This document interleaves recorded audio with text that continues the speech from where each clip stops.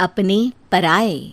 घर की लड़ाइयाँ कितनी भी हो, लेकिन ये भी सच है कि किसी पर कोई आपत्ति हो तो अपना ही परिवार साथ देता है। भैया, मेरे पीछे पुलिस लगी है, प्लीज मुझे बचा लो। रवि और राज दो भाई, लेकिन दोनों में कभी नहीं पटी।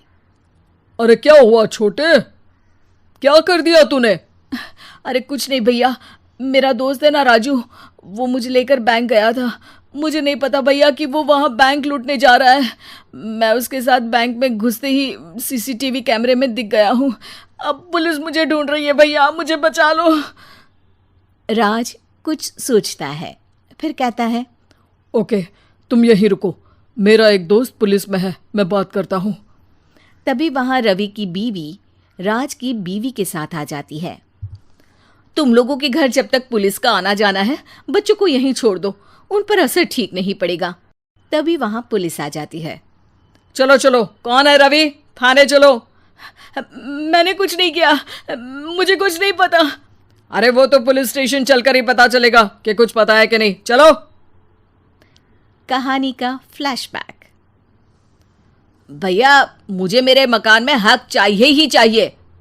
अरे लेकिन छोटे, अभी मेरे बच्चों पर काफ़ी खर्चा है, तेरी भाभी की भी तबीयत ठीक नहीं रहती, बजट बिल्कुल नहीं है कि मैं अलग होकर रहूं। देख लो भैया, 1 महीना है तुम्हारे पास, जल्दी से घर खाली कर दो।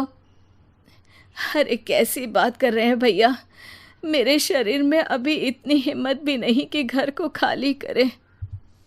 तो क्यों अपना पोषण बेचा भाभी? अरे तुम तो जानती हो, पिताजी की बीमारी के कारण उन्हें हमारी ज़रूरत थी, कैसे आते पैसे। ससुर जी तो बूढ़े थे भाभी, उनकी बीमारी में भी पैसे लगाना कौन सा अकल का काम था। तो क्या पिताजी को मैं मरने के लिए छोड़ देता? अरे रवि, तू तो समझ, पापा को हमारी ज़रूरत थी, उन्होंने हमारे लिए हर वो काम किया जिससे हमें खुशी मिले। बैक टू रवि, जो जेल में बैठा है। ये मैंने क्या कर दिया था? मैं ना पिता का हुआ ना ही भैया का। मेरे साथ जो हो रहा है ठीक ही हो रहा है। तभी वहां पुलिस वाला आता है। रवि, तुमसे कोई मिलने आया है। भाभी, आप यहाँ क्यों आई? पुलिस स्टेशन है ये भाभी।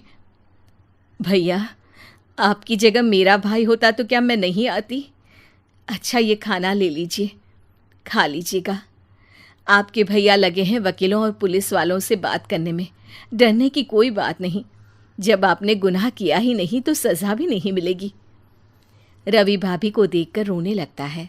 घर में साक्षी चुपचाप बैठी होती है कि तभी सोनम कहती है, अरे साक्षी, क्या हुआ, परेशान क्यों हो रही हो?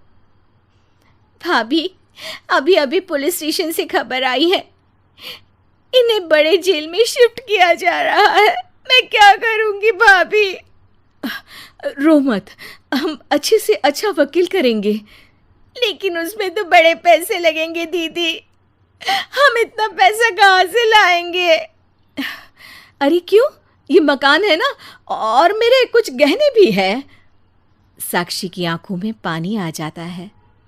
पर दीदी, ये तो आप और भैया की मेहनत की कमाई है।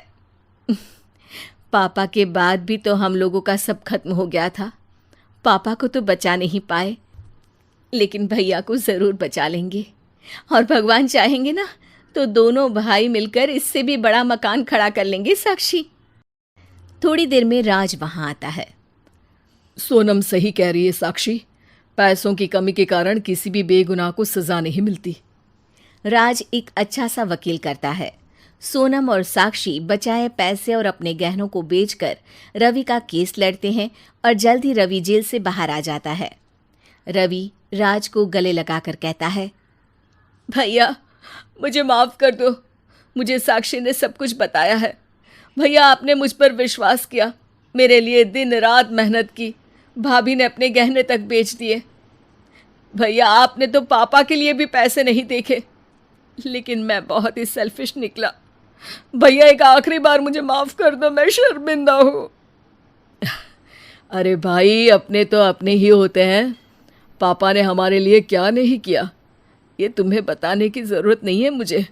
और फिर तू तो मेरा भाई है। पैसे से बढ़कर रिश्ते होते हैं भाई।